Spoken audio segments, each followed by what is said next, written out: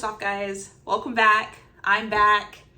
You guys are back if you're watching this video that I just uploaded. I want to start off by saying I extremely sorry for ghosting for so long. It's been a really long time. And what made me want to do this video and get back into posting videos is the fact that I've still had so many people comment, send me messages on Instagram and say how like they're looking for some assistance or that they watch my videos and I provided good insight, and Sophia is in the background. Yeah, so much has changed, you guys. I got a new pup.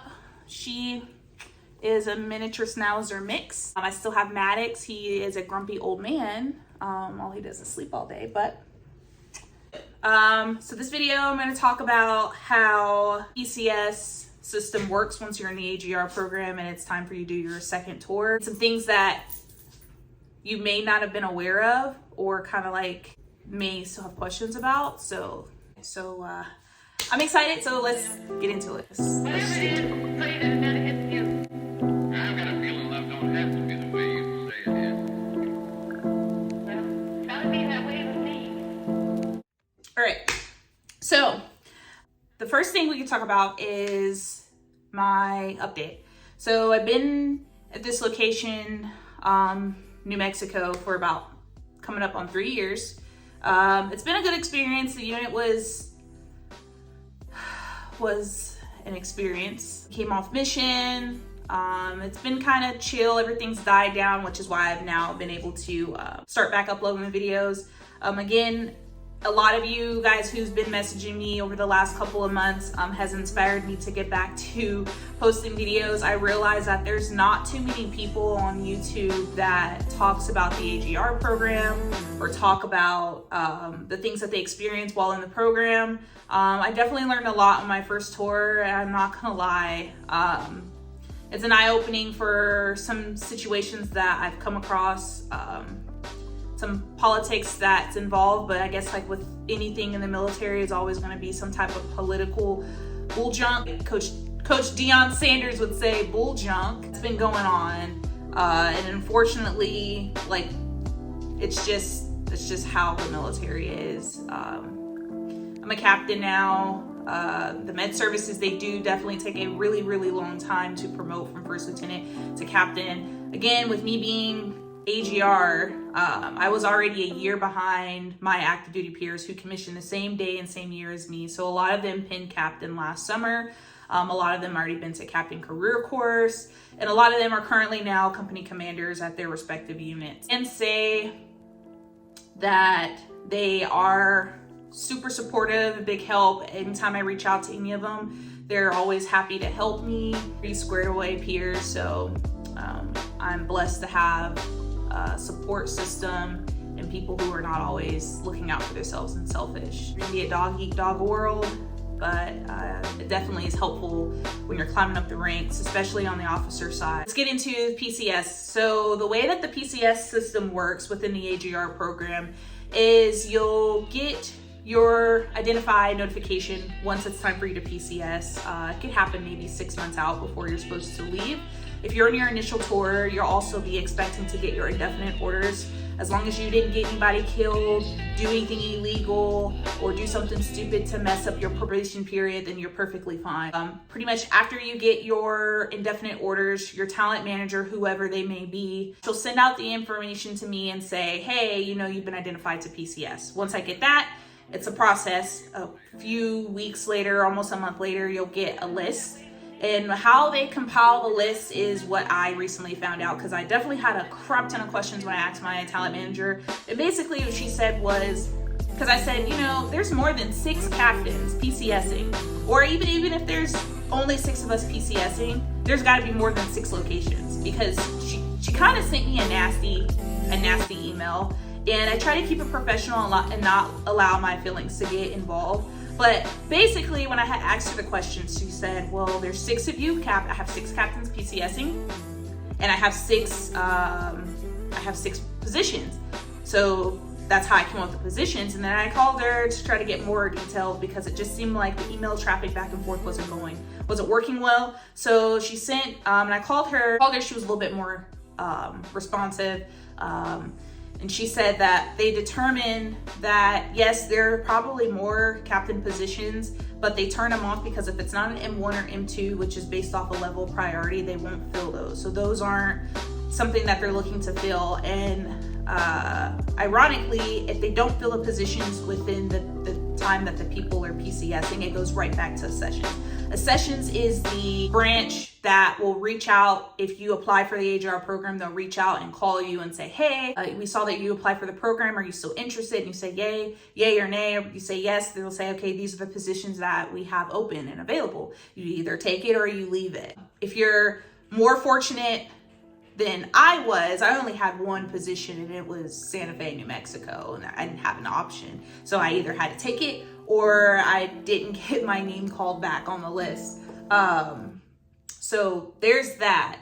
Also too, with the PCS, the way it works, once it's M1, M2, fine, cool, but there's ways around it. And what you'll find out, and you get into, if you haven't already figured out in the military, that there's a lot of drug deals that happen. And when I say that, I don't necessarily mean drug deals. What I mean is there's a lot of under the table stuff that happens. It's all about who you know. If you know someone who's a surgeon general and they say, hey, I want to by name request of this person to come work for me, you're gonna get it, because there's rumors have it, and I've already kind of experienced in this now. There was one person who was on my list to PCS with us in the same PCS cycle. She didn't get the captain list. She got the major list because she said that she was already sitting in a major position. Cool, I'm not too upset. I'm happy. I'm never jealous for anyone. If it's meant to be, it'll happen. That's their blessing. But there are some other people who think PCS cycles me who's already went to the major board one time Passover, and they didn't get that opportunity to look at the major list as well. And not only did that person who got the major list, she got one of the popular locations. So there's definitely something that the military will probably have to look into when it comes to coming out with the list, captains and majors, because with us officers, you can always work 2 up, 1 down. So obviously I can't tell people, and I'm just the captain. So it's like, what do I know? I haven't been in but no more than 6 years, but definitely it would be more fair if they did the list, right? Just hear me out. They did the major list. Say there's 12 majors PCSing, there's 6 captains PCSing, and they might have 20 options. Okay, well, priority, the majors see what they pick first. And then whatever's left, then the captains can pick whatever's left over. There are opportunities, and I say this to say that with a couple of the people who were within my PCS cycle who were captains, they're senior captains. So it's kind of like HRC sends them to a location where it's a captain position, but then they're wasting money and resources because that person's gonna promote probably a year after they PCS to that captain slot. So it's like you've wasted money. Why not send a senior captain to a major slot? They're gonna promote, that way you don't have to move them for a while. But I guess be the Army if it made sense. Did I say that right? It wouldn't be the Army. And there's a lot of stuff that happens in the Army and it doesn't make sense at all. But again, what do I know? I'm just a captain, right? It's PCS. Also too, another thing, when PCSing, right, they're going to send you pretty much the places that no one wants. Me, I got screwed. It hurts us officers not only to stay in a unit for a long period of time, no career progression, but it hurts us officers when we stay in the same command. I was really hoping to get something outside of the 807. The 807, for you guys that don't know the regions, 807 covers the Midwest and Texas, and we got here New Mexico, and Salt Lake City is where our division is at in Utah. So for me to have already worked under the 807th and then I'm staying in the 807th and just going to another location, I don't know. It's gonna be wishy-washy in a sense. Just gotta see it out. I always do 18 months and then put in my request to do an early PCS, but I'm trying to stay positive. the only really bad thing that I have with the 807th, honestly, is the fact that the civilians are a huge problem, and I have to do another video on that. These civilians, especially in the 807th, they are very, I don't even know the word. Just basically the civilians run the whole shit. Okay, I will say this, 807th, right? With the civilians, they control the funds and they dictate who gets to go to school and when they get to go and their justification for why. I cannot tell you, there are onesies and twosies within the command who got away with going to a PME school. They paid for a rental that was like okay, that's exaggerating, maybe like $8,000 alone for the rental car, when her ass could have fucking drove. But because of the person she is, she got the rental car she got to get the rental car. But then when I wanted to go to a school and it's a state away, it was my entire trip flying in rental car was under the price of what they paid that soldier for a car.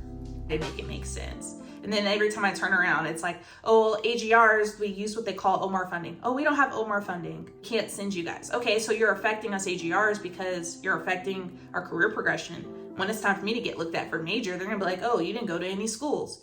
Well, yeah, I didn't go to any schools because every time I turn around, especially on our 807th, oh, we don't have funding. And then any of the other additional schools that I want to go to, it's, oh, HRC has to pay for it. Or if I call HRC, oh, Urian has to pay for it. So it's like the pointing the finger, who does what? Or whose responsibility is it to pay for the soldier to go to school? So pretty much the units don't understand how HRC works. HRC pays for schools when it's pertaining to PME. They don't pay for petty schools like PBO course or UMO course or the 70 series courses, unless HRC is sending you to that assignment and you're not properly trained. So like, I'm going to a 70 kilo position. For some of you guys who are not medical, don't know, 70 kilos medical logistics officer. So I don't need to go to that school because they've already spent the $12,000 for me to go to that school. However, if I would have went to a position in the field hospital where it was a 70 Foxtrot, which is like S1 for medical, then HRC would be like, okay, yeah, we'll pay for that 70 series course.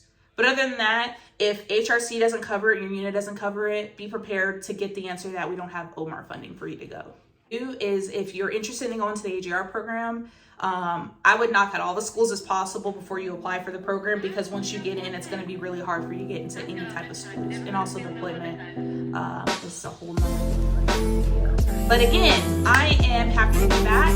If you guys have questions or comments, put them in the chat below. I will also tag my Instagram. You guys can send me messages on there. And stay tuned. Posting videos. So it's kind of messy right now, and then I'll be PCSing soon. So don't mind the mess. But again, I love you guys, and thank you so much for being supportive and sending me messages and saying how, just checking back in with me and how my videos has helped out a lot. I know it's not much, but I want to keep providing you guys information as I get it. So love you guys. See you in the next video. Bye.